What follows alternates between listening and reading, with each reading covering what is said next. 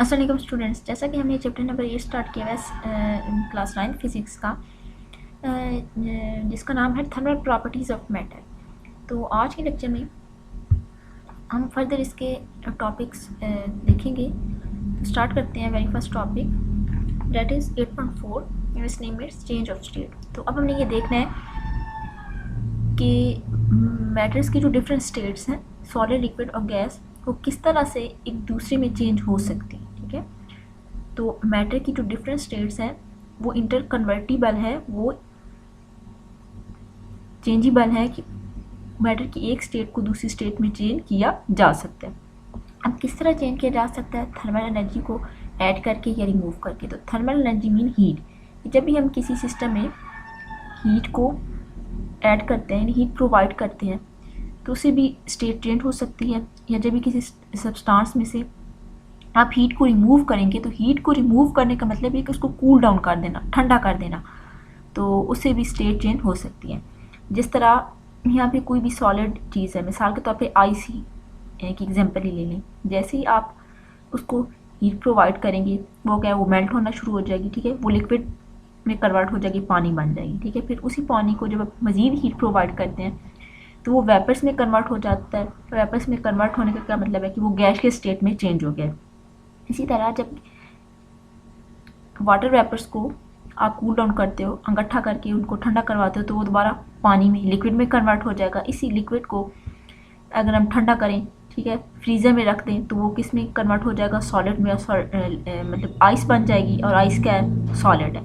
तो यूँ आप जो डिफरेंट स्टेट्स हैं मैटर की, उनको आप चेंज कर सकते हैं by provide one state to another state by providing heat और बाय रिमूविंग हीट। ठीक है, जब आप उसको हीट एनर्जी प्रोवाइड करेंगे तो वो उनकी स्टेट चेंज हो जाएगी, या हीट एनर्जी रिमूव करेंगे तो तभी मैटर की जो स्टेट्स हैं वो चेंज हो सकती हैं। इसी बात को समझने के लिए यहाँ पे हमने एक्सपेरिमेंट परफॉर्म करवाना है, और एक्सपेरिमेंट के बाद जो टेम्परेचर का टाइम के साथ जो चेंज आया, उसके उन दोनों क्वांटिटीज़ के दरमियान हम जो है वो ग्राफ प्लॉट करेंगे। ठीक है, तो एक्सपेरिमेंट में करना कुछ है कि बीकर लेना है, बीकर को ट्राइपॉड स्टैंड पे हमने रख दिया, उसमें आइस की क्यूब को डाल दिया, ठीक है, और थर्मोमीटर को लटका देना उसी ट्राइपॉड स्टैंड के करीब के। और थर्मोमीटर का काम क्या है कि हमने उस आइस का टेम्परेचर नोट डाउन करना है। फिर हमने बर्नर की मदद से उस बीकर जिसमें आइस पड़ी है उसको हीटअप करना शुरू कर देना है। तो आप देखेंगे कि टेम्परेचर जब 0 डिग्री सेल्सियस होगा तो उस पर आइस जो है वो मेल्ट होना शुरू हो जाएगी। ठीक है, तो उसके बाद जो ग्राफ प्लॉट किया, ठीक है, ग्राफ के डिफरेंट पोर्शन आ गए ना। ठीक है, तो इनको फिर हम समझते हैं कि एक्चुअली ये हुआ क्या था। तो जैसे ही टेम्परेचर 0 डिग्री सेल्सियस था, ठीक है, यानी 0 डिग्री सेल्सियस से पहले का जो टेम्परेचर पे आइस क्या थी? सॉलिड थी। ठीक है, पानी क्या था? सॉलिड था, आइस फॉर्म में था। लेकिन जैसे ही 0 डिग्री सेल्सियस टेम्परेचर हुआ तो फिर आइस मेल्ट होना शुरू हो गई। आइस मेल्ट होना शुरू हो गया। यहाँ पे देखिए कि बी सी जो कर्व है हमें क्या बता रही है कि यहाँ पे टेम्परेचर के अंदर कोई चेंज नहीं आया। ठीक है, ए टू बी क्या हुआ कि टेम्परेचर जब चेंज होना शुरू हुआ तो फिर क्या हुआ कि आहिस्ता आहिस्ता स्टेट चेंज होना शुरू हुई। ठीक है, बी टू सी क्या हुआ कि बी टू सी टेम्परेचर में चेंज नहीं आ रहा। टेम्परेचर में चेंज क्यों नहीं आ रहा? क्योंकि जब भी मैटर की एक स्टेट दूसरी स्टेट में चेंज होती है तो उस दौरान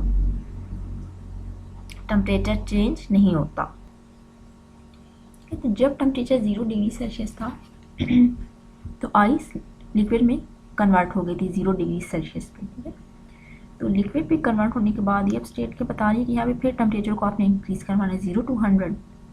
तो 0 से 100 के दरमियान मतलब कि आप टेम्परेचर को इंक्रीज़ करवा रहे हैं, इंक्रीज़ करवाते जा रहे हैं। फिर एक स्टेज आएगी कि जब 100 सेल्सियस तक टेम्परेचर पहुँचेगा तो जो लिक्विड है वो बॉयल होना शुरू हो जाएगा। ठीक है, और 100 डिग्री सेल्सियस पे जो लिक्विड है, जो पानी, ठीक है, पानी वो स्टीम में कन्वर्ट होना शुरू हो जाएगा। तो यहाँ पे फिर जो है वो स्टेट चेंज हो रही है।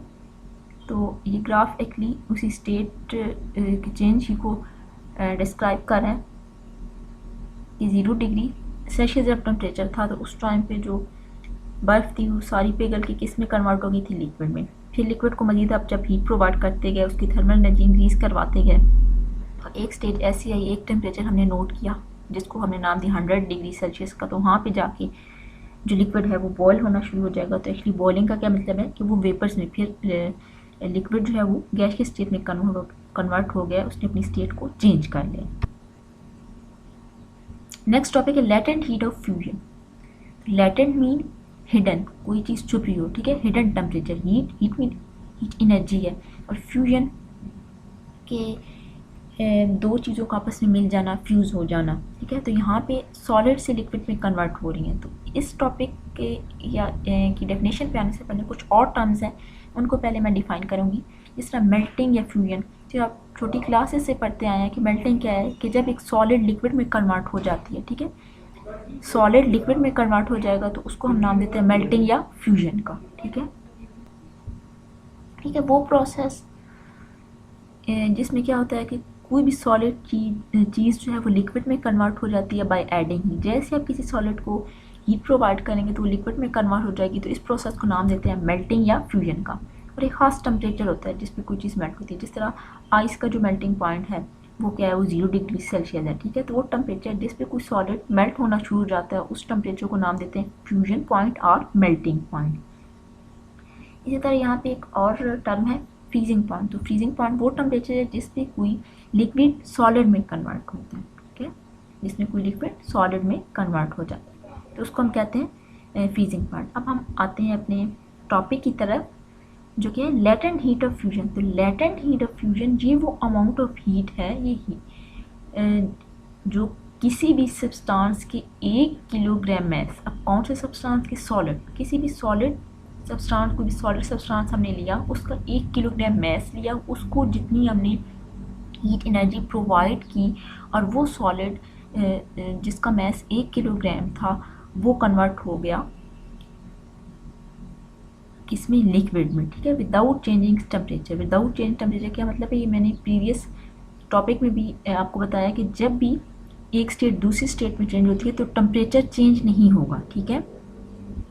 तो लेटेंट हीट ऑफ फ्यूजन क्या है कि ये वो अमाउंट है हीट की जो किसी सॉलिड सब्सटेंस के 1 किलोग्राम मैस को जब हम प्रोवाइड करेंगे तो सॉलिड से किसमें, लिक्विड में कन्वर्ट हो जाएगा अपने मेल्टिंग पॉइंट पे। ख़ास टेम्परेचर होता है हर सॉलिड के लिए कि जिसको वो टेम्परेचर प्रोवाइड किया जाए तो उस पर वो कन्वर्ट हो जाएगा किसमें, लिक्विड में।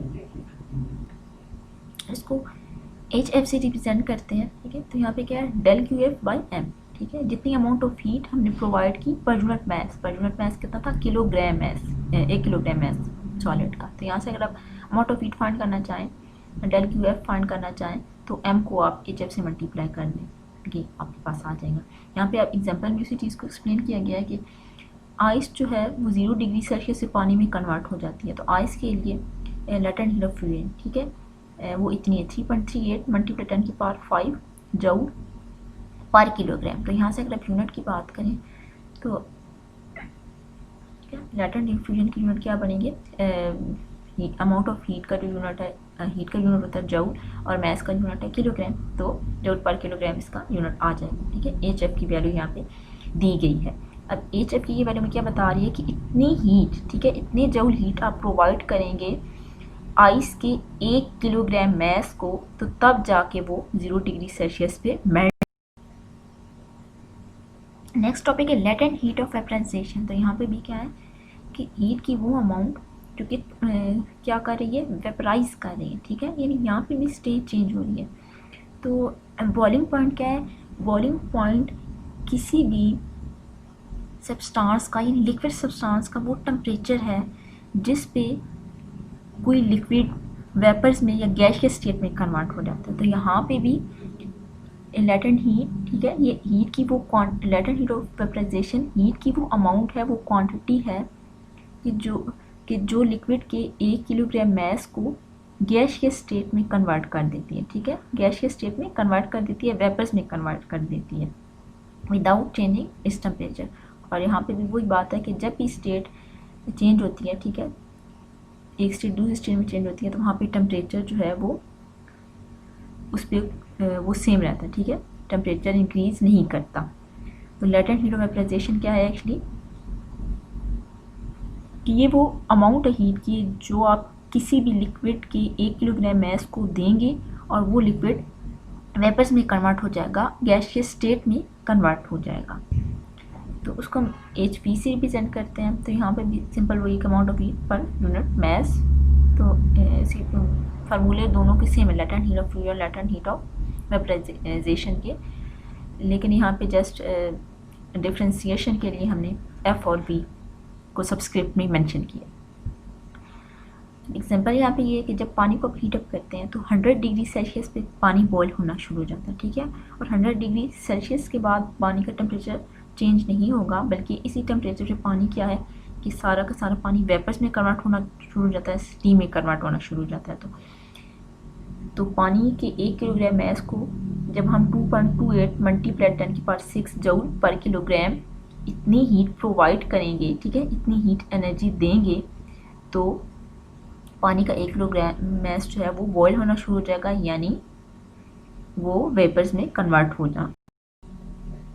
तो यहाँ पे एक और इम्पॉर्टेंट क्वेश्चन डेवलप होता है कि ज़हन में आता है, जिस तरह के मैंने आपको बताया कि जब ये स्टेट चेंज हो रही होती है, एक स्टेट दूसरी स्टेट पे चेंज हो रही है, मतलब जिस तरह की लिक्विड जो है वो वेपर्स में चेंज हो रही है, ठीक है, या सॉलिड जो लिक्विड में कन्वर्ट हो रही है, ठीक है, कोई भी सब्सटेंस एक स्टेट से दूसरी स्टेट में जब कन्वर्ट होता है तो उस दौरान में जो जब हीट तो आप प्रोवाइड करें, लेकिन वो हीट टेम्परेचर को इंक्रीज़ नहीं करवा रही होती, टेम्परेचर के अंदर चेंज नहीं आ रहा था। क्यों? क्योंकि हमें पता है कि सॉलिड लिक्विड गैसेस जो है उनके दरमियान जो कंपोजिशन में पड़ी थी, तो हमने फोर्सेस को भी पढ़ा था, ठीक है, बॉन्ड्स बने हुए होते हैं ना, एटम्स आपस में जुड़े हुए हैं, तो वो जो हीट है उस दौरान वो उस सब्सटेंस की बॉन्ड्स को ब्रेक करने में यूज़ हो रही होती है, ठीक है। तभी जो है जब स्टेट एक स्टेट दूसरी स्टेट में चेंज होती है तो उस दौरान में टेम्परेचर में इंक्रीज़ नहीं आता।